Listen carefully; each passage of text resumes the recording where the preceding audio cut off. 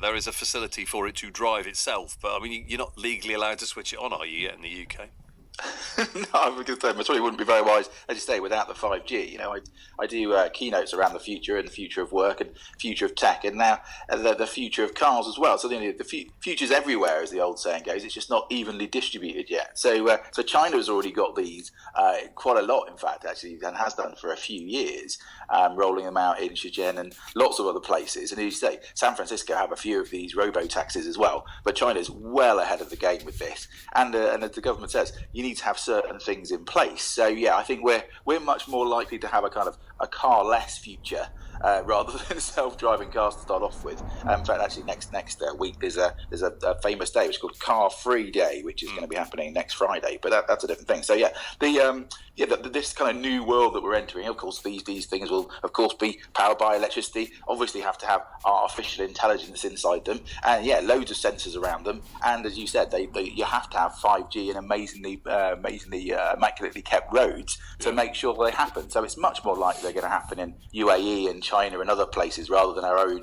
pothole roads without any. I mean, this is the thing, isn't it? If you were starting from scratch and doing this now with a blank sheet of paper, you wouldn't design the cities that we have, certainly in the UK. Precisely. It's exactly that, isn't it? So some countries are going to be ahead of the game from us, of course, because of course we did all our infrastructure 200 years ago, and we're not exactly famous for putting more money into it. Well, I mean, and let's be honest. I mean, some of our street patterns are medieval, aren't they? I mean, that's how far they go back.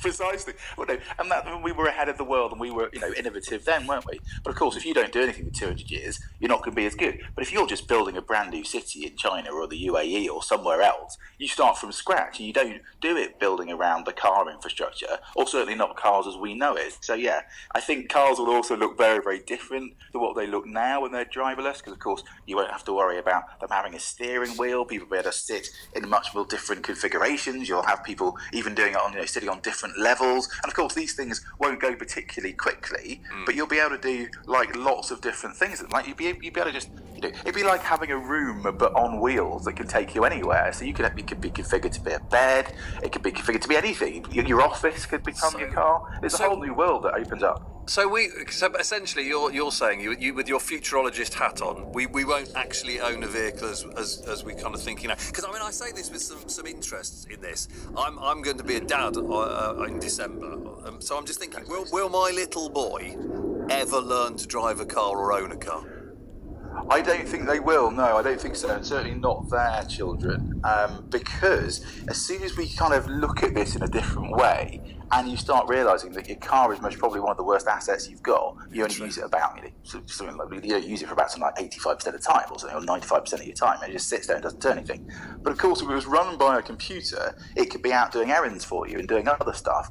And then you start thinking, wait a minute, other people could be using the car, as we might call it, or just the transportation system, and I don't need to own it. So that asset suddenly becomes ownable by somebody else, and you just borrow it for a bit. So all of a sudden, we're all kind of doing, Ubering around, so to speak, but not using Uber, but using a car that we could all own together. So that whole thing about why do you own a car? Most of the time, people own a car for other psychological reasons, which are about status and about how it looks and all this other stuff. But actually take away all that, and you just make it about transport. And young people might be thinking, wait a minute, I don't even want to learn how to drive because it's actually quite dangerous. But will people? I mean, that's the thing. I mean, I hear what you're saying, and actually, broadly, I completely agree with you. But there are people who are they are obsessed with their cars. You would literally have to prise their cold, dead fingers off the steering wheel to get them out of a car. Absolutely.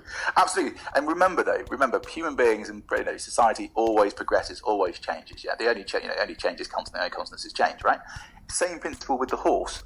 If you talked about it 200 years ago or 100 years ago, people would say, well, we'll always have horses because every 99% of people had horses. Then all of a sudden people had cars, and the only kind of, I'm not going to say freaky people had horses, but horses became a bit of a hobby. You don't go to work on a horse anymore, but people do still own horses, but they tend to be rich. That will happen with cars. That is a very good point. And actually when you use the horse analogy, it's perfect, isn't it? Yeah, so look at it like that, I suppose, that's right. Dan Sodergren, tech expert, futurologist, spokesperson from the Department for Transport, says self-driving vehicles have the potential to make road journeys It'd be nice if you got my name right, wouldn't it? Dan Sodergren.